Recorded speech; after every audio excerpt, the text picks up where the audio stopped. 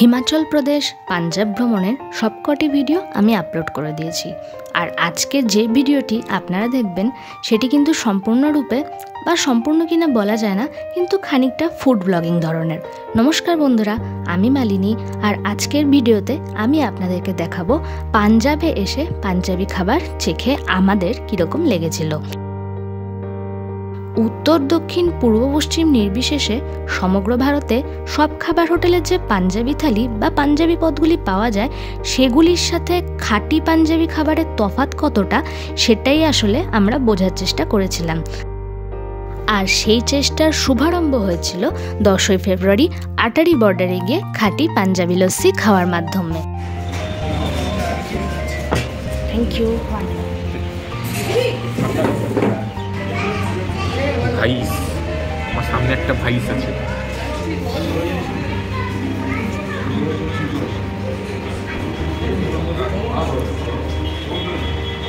অসাধারণ খেতে। মিষ্টি কিরকম? খুব মিষ্টি।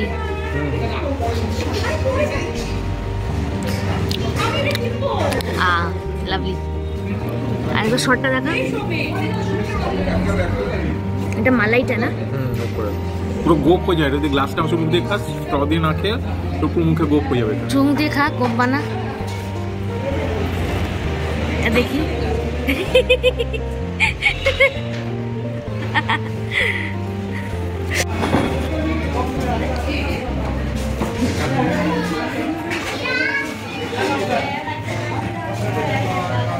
পাঞ্জাবের স্পেশাল লস্যি ওয়াঘা বর্ডার যাওয়ার আগে খেলাম বাল্লেওয়ালা ধাবাতে। এরপর আমরা অমৃতসর পৌঁছে ওই দিন রাতের বেলা লঙ্গারে প্রসাদ খেয়েছিলাম। সেটা আগের ভিডিওতেই আপনাদেরকে জানিয়েছি। কি কি খেয়েছিলাম সেটা আরেকবার বলে দিচ্ছি। ওই দিন রাতে প্রসাদে ছিল গরম ভাত, গরম চাপাটি, গরম ডাল, তরকার ডাল আর পায়েস। স্বাদ এক কথায় অমৃত। এই প্রসাদের ভিডিও আমি করিনি, কারণ কিছু কিছু ব্যাপার খুবই স্পর্শকাতর বা সেন্টিমেন্টাল হয়, আর তাই আমার কোনো ব্যবহার যাতে ওখানকার স্থানীয় মানুষের ধর্মীয় ভাবাবেগে আঘাত না করে, সেটা নজর রাখা আমার অবশ্য দায়িত্ব এবং কর্তব্যের মধ্যে পড়ে। এবার ওই দিন কিন্তু আমরা শুধুমাত্র প্রসাদ খেয়েছিলাম সেরকমটা একদম নয়। প্রসাদ খাওয়ার আগে একটি স্থানীয় দোকানে ঢুকেছিলাম সন্ধেবেলার জলখাবার খেতে। চানা টিক্কি অর্ডার করেছি। এবার খেয়ে বলবেন এই ভদ্রলোক কেমন লাগছে। খাও।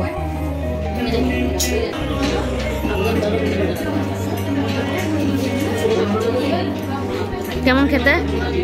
ভালো খেতে? একটু টিক্কিটা খাও, একটু চানা খেলি। টিক্কিটা খাও। 100 টাকায় অনেকটাই দিল, মানে ঠিকই আছে না এক প্লেট? কেমন খেতে? ভালো খেতে? টিক্কিটা আলুরই আছে, বিভিন্ন রকমের স্পাইসেস, সল্ট, পেপার মিশিয়ে দেওয়ার জন্য আর ফ্রাই করার জন্য টেস্টটা ভালো। আচ্ছা, মানে টিক্কিটা আলুর চানা তার উপর দিয়ে ছড়িয়ে দেওয়া, চানা ডাল। ওকে ওকে, আচ্ছা। এর মধ্যে টিক্কিটা দিয়েছে বলে চানা টিক্কি। ওকে, আমি ভাবলাম I thought that tikki was made of chana. ওকে। এই যে বাইরে আলুর টিক্কি বা বাঙালি স্টাইলে বললে আলুর যে কাটলেট ভাজা হচ্ছে, এবার এটার ওপর দিয়ে বিভিন্ন টপিংস যেমন কাবলি ছোলার ডাল বা ঘুগনি বা সিঙ্গারা ভেঙে ছড়িয়ে, তার সাথে একটু স্যালাড, একটু মিষ্টি চাটনি এবং একটু সবুজ চাটনি ছড়িয়ে দিলেই তৈরি হয়ে যাবে টিক্কি চাট। এরপর মন্দিরে গিয়ে লঙ্গরের প্রসাদ খেয়ে আমরা ওই দিন ফিরে এসেছিলাম। আর সেরকম এনার্জি ছিল না শরীরে যে আরেকটু ঘোরাফেরা করি। পরের দিনের জন্য তো কিছু এনার্জি তুলে রাখতে হবে, তাই না?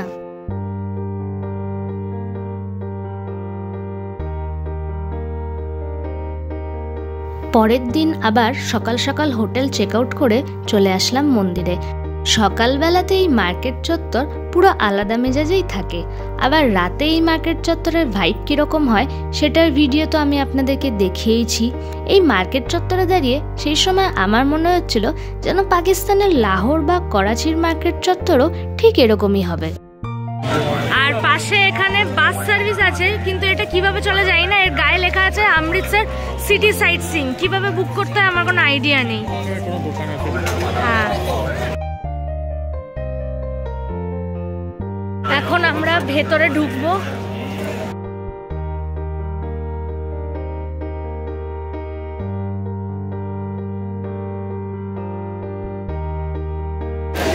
এই যে জুতির দোকান, জুতির দোকান দেখে আমার জুতি কেনার ইচ্ছা জাগলেও ব্যাগে এক ফোঁটাও জায়গা অবশিষ্ট না থাকায় সেই ইচ্ছা দোকানের শোকেসেই রয়ে গেল।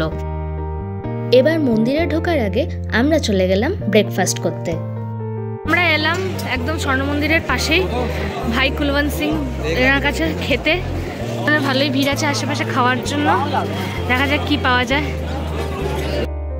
বিদেশ থেকে আসা লোকজনও পরোটা কুলচা খাওয়ার জন্য এখানে লাইনে দাঁড়িয়েছে দেখে আমার বেশ আত্মতৃপ্তি হয়েছিল।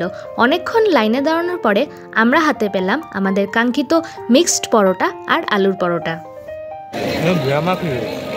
এটা কি মিক্সড পরোটা? আর কি কি দিয়েছে সাথে? আলুর তরকারি আর চানার তরকারি, চানারি তরকারি আর আচার। আচ্ছা, পুরো মাখন দেওয়া না? একটু দেখি কেমন, ভালো লাগছে? Give me a bite. Wow, food blogging start হয়ে গেল আমাদের, তাই না?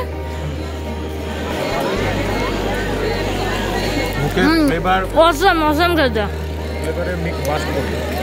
অসম খেতে।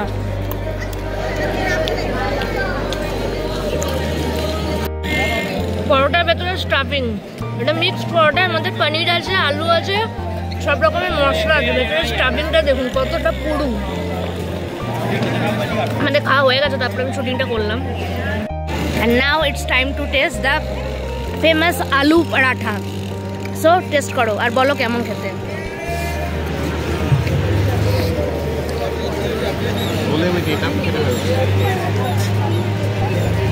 ওটা কেমন খেতে? আলু পরোটা খাইনি আর। ভেতরে স্টাফিংটা দেখো আমাকে। ভেতরে একটা জিনিস আছে, এটা এর মধ্যে প্রচুর ধনে দেওয়া। হ্যাঁ, গোটা ধনে আমিও পেয়েছি। গোটা ধনে অনেকটা ফ্রাই করে, গোলমরিচ ফ্রাই করে, গোটা গোলমরিচও পেয়েছি, গোটা গোলমরিচও পেয়েছি। গোটা গোলমরিচ আর ধনে ক্র্যাশ করে তারপর দিয়ে দিই। ওটার জন্য একটা আলাদাই টেস্ট। আচ্ছা, এটা স্টাফিংটা দেখো ভেতরে। কেন এটা?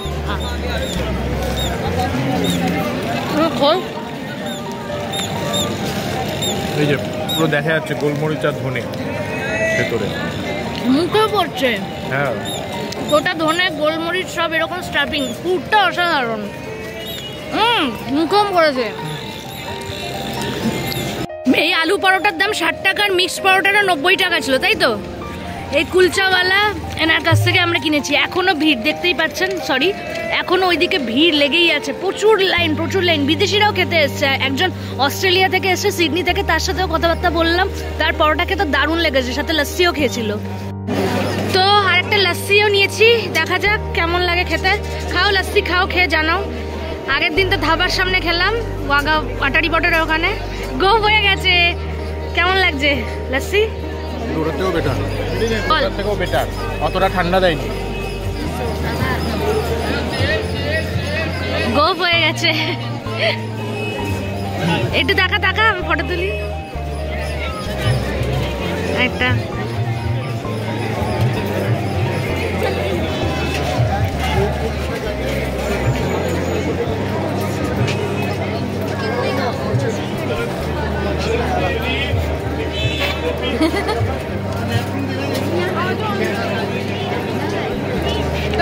কেরম খেতে?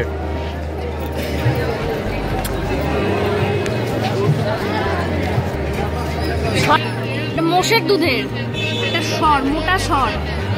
এটাই তোর মুখে লেগেছে মালাই।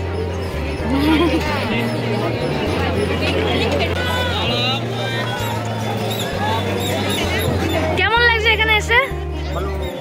ইয়ে, চলো এবার স্বর্ণ মন্দির দেখতে। ওই যে চূড়া চূড়া দেখা যাচ্ছে। এরপর চলে গেছিলাম মন্দিরে। সেখানে দর্শন করার পর প্রসাদ হিসেবে পেয়েছিলাম সুজির হালুয়া। আর অনেকক্ষণ আমাদেরকে মন্দিরে দাঁড়াতে হয়েছিল, কারণ রোববার ছিল আর প্রচণ্ড ভিড় ছিল। দর্শনের পরে আমরা তারপর চলে গেছিলাম ভোগ খেতে লাঙ্গারে। লাঙ্গারে ওই দিন প্রসাদে ছিল গরম চাপাটি, গরম ভাত, বাঁধাকপির তরকারি, তরকার ডাল আর পায়েস। মন্দিরে অনেকক্ষণ থাকার পরে তারপর আমরা গেছিলাম জালিয়ানওয়ালাবাগ দেখতে। কাল রাতে অত ভালো দেখতে পাইনি, আজকে। এটা কাদের জন্য বানানো? in honor of the martyrs of Jallianwala Bagh massacre 13th April 1999. Sculpture by Anup Bataria and Shashank Jain. এটা স্বর্ণ মন্দিরের সামনে আপনারা দেখতে পাবেন। এই স্মৃতি স্মারকটি আপনারা বাগে ঢোকার মুখে দেখতে পাবেন। জালিয়ানওয়ালা বাগ ঘোরা হয়ে গেলে আমরা এর এক্সিট গেট দিয়ে বেরিয়ে যেই রাস্তায় আসলাম ওটাও এখানকার মার্কেট চত্বরেরই একটা অংশ। মানে স্বর্ণ মন্দির আর জালিয়ানওয়ালা বাগকে কেন্দ্র করে এই অঞ্চলে বিশাল বড় মার্কেট গড়ে উঠেছে। আর কি পাওয়া যাচ্ছে না এখানে, শীতের পোশাক, জুতো, চুড়িদার, জহর কোট, পাতিয়ালা সেট, খাবার সব পাওয়া যায়। তবে একটা ইনফরমেশন আপনাদেরকে দিচ্ছি যেটা আমি এখানকার স্থানীয় অটোওয়ালাদের কাছ থেকে পেয়েছিলাম, আর সেটি হলো এখানে আরও একটি মার্কেট আছে যেখানে খুবই সুলভ মূল্যে চুড়িদার, পাটিয়ালা সেট, শীতের পোশাক এইসব পাওয়া যায়। আর সেই মার্কেটটি এই স্বর্ণ মন্দির চত্বর থেকে একটু দূরে অবস্থিত। অটোওয়ালারা আপনি যদি চান আপনাকে ওই মার্কেটে ওনারা নিয়ে যাবেন। তো পাঞ্জাবে এরপর আসলে অবশ্যই সেই মার্কেটে কিন্তু আপনারা যাবেন। আমাদের সময় হয়নি সেজন্য আমরা যেতে পারিনি, কিন্তু আশা রাখি আপনারা নিশ্চয়ই যাবেন। এবার জালিয়ানওয়ালা বাগের এক্সিট গেট থেকে বেরিয়ে রাস্তায় উঠতেই চোখে পড়লো এই রাবড়ির দোকানটি, আর অমনি আমরাও দাঁড়িয়ে পড়লাম এখান থেকে এক ভাঁড় রাবড়ি খাওয়ার জন্য। দাম ওই 50 টাকা প্রতি ভাঁড় নিয়েছিল। এই কি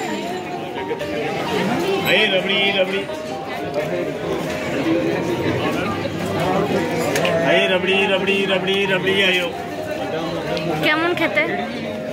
মিষ্টি কম। হ্যাঁ মিষ্টি কম, ভালো। ওকে, তাহলে একটা নেবো আমি। ঠিক আছে। এটা হলুদ কালার কেন? কালার দেওয়া জাফরান, কাজু, কিশমিশ দেওয়া এই রাবড়ির ভাঁড় আমরা শুধু টেস্ট করার জন্য নিয়েছিলাম, কারণ আমাদের পেট তখনও বেশ ভর্তি ছিল। আর রাবড়িটা নো ডাউট সত্যিই দারুণ খেতে ছিল। আর দাম তো বললামই, একটা ভাঁড়ের জন্য 50 টাকা। মার্কেট চত্বরে তারপর অনেকক্ষণ আমরা ঘোরাঘুরি করলাম, জিনিসপত্রও দেখলাম, বেশ ভালোই লাগছিল। এভাবে দুপুর গড়িয়ে ঘড়ির কাঁটা পা দিল বিকেলের ঘরে। আর তখন একটু খিদে পেয়ে যাওয়ায় আমরাও চলে আসলাম ওই একই দোকানে যেখান থেকে আগের দিন আমরা চানা টিক্কি খেয়েছিলাম। আজকে ইচ্ছে ছিল একটু ফুচকা ট্রাই করার, কিন্তু ভাবলাম ফুচকা তো সবসময় কোথাও না কোথাও খাচ্ছি, তার চেয়ে বরং এই শীতকালে এখন যেটা বেস্ট খাবার সেটাই চেখে দেখি, মানে সরসো কা শাক আর মক্কে দি রুটি। এটা হলো মক্কে দি রুটি, তার উপর মাখন ছড়ানো। এটা হলো সরসোদা শাক, তার উপরও মাখন ছড়ানো। এটা ধনে পাতার চাটনি, আর এটা একটা ভিনিগার এরকম কিছু দিয়ে চাটনি বানানো হয়েছে। আর এগুলো হলো মূলো, এরা স্যালাডে মূলো দেয়। তো এবার ইন্দ্র খেয়ে বলবে কেমন লাগলো। খাও। মোটা দেখি পুরটা। পুর নেই তো। আচ্ছা ওকে।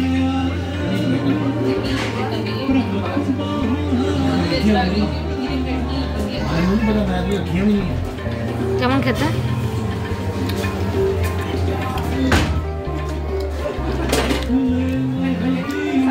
কম্বিনেশনটা তো ভালো। আমরা বাড়িতে সর্ষে শাক অনেক সময় বানাই, বাটে। সর্ষে শাক বাটা, সর্ষে শাক বাটে দেখবে অনেক সময়, বা ফুলকপি শাক বাটে কালো জিরা ফোড়ন দিয়ে বাটেছে, ওটার মতোই টেস্ট। এবার ওটাকে রুটি দিয়ে খেতে যেরকম লাগবে সেরকম, খুব একটা অতটা পার্থক্য নাই। এরকম খাবার খেয়েওছি। আচ্ছা, মানে আলাদা কিছু স্পেশালিটি নেই, নতুন কিছু আমি দেখছি। রুটিটা কেমন? একটু আলাদা রুটিটা, মানে সর্ষে শাক, মানে সরসোদা শাকটা আমাদের বাঙালিদের সর্ষে শাক বাটা যেরকম সেরকম। সর্ষে শাক, ফুলকপি শাক, ফুলকপি পাতা বাটা সব একই রকমই টেস্ট হয়, তো সেরকমই। ওকে। তো সরসোদা শাক আর মক্কে দি রুটি, মানে সর্ষে শাকের তরকারির সাথে মাকাইয়ের রুটির যে কম্বিনেশনটা আমরা অর্ডার করেছিলাম, সেই ব্যাপারে ইন্দ্রর মতামত তো শুনলেন। এবার আমার কথা শুনুন। আমার প্রথমে এই শাকের তরকারি রুটি দিয়ে খেতে ভালো লাগেনি, মানে ঠিক টেস্ট পাচ্ছিলাম না আর কি মনে হতে শাকের মধ্যে ওই ধনেপাতার চাটনি আর ভিনিগারটা ঢেলে দিলাম, আর তারপর পুরো একদম চুমু যাকে বলে, এত ভালো লাগলো খেতে যে কি বলবো। এই ছিল আমার অভিজ্ঞতা। আমাদের যেমন শ্যামবাজার পাঁচমাথার মোড়, যেখানে নেতাজি সুভাষচন্দ্র বসু অধিষ্ঠিত আছেন, ওনার মূর্তি, এখানেও তেমনি সেরকমই একটি মোড়। আর এখানেও ওনাদেরই কোনো মানে রাজা মহারাজা আর কি বিখ্যাত তিনি বা কোনো গুরু হতে পারেন, তিনি অধিষ্ঠিত আছেন। এই মহারাজা রঞ্জিত সিং এর মূর্তি, এটা এই চকে, এই চত্বরে। দিন ঢলে আসছে আর আমাদেরকেও এবার হোটেলে ফিরে লাগেজ নিয়ে এয়ারপোর্টের উদ্দেশ্যে রওনা দিতে হবে। তো হাতে যতটুকু সময় ছিল সেটাই ওখানে একটি চায়ের দোকানে বসে দুধ চা খেতে খেতে উপভোগ করলাম। কাকু একদিকে চা বানাচ্ছিলেন আর অন্যদিকে ম্যাগি রান্না করছিলেন। চায়ের মধ্যে আদা উনি দিয়েছিলেন। এবার চা টেস্ট করার পালা। লাগছে চা কিরকম? আদা চা এটা? আর কিছু দিয়েছে এর মধ্যে? চায়ে চিনি দিয়েছে। এমনি চা কেমন খেতে? হ্যাঁ ভালো, একটু চিনিটা এখানকার লোকেরা বেশি দেয়। ওকে, ওভারঅল ভালো। এটা আমরা সিমলা থেকে দেখতে যাচ্ছি, এখানেই চা খাই একটু বেশি করে। পুরো আমাদের কলকাতার ধর্মতলা এখানে উঠে এসেছে, একদম ধর্মতলা।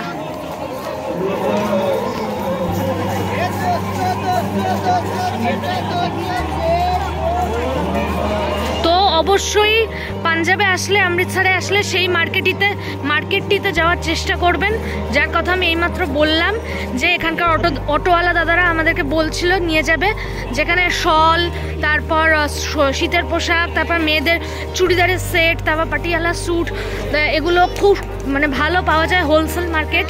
তো সেখানে অবশ্যই যাবেন। তো এই ছিল আমার মতো করে বানানো একটি ফুড ব্লগিংয়ের ভিডিও।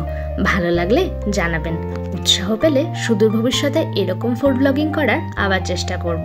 আজকের মতন তাহলে বিদায় নিচ্ছি। খুব শীঘ্রই আরেকটি নতুন ব্লগ নিয়ে আপনাদের সাথে দেখা হবে। ততক্ষণ সবাই খুব ভালো থাকবেন, সুস্থ থাকবেন। টাটা।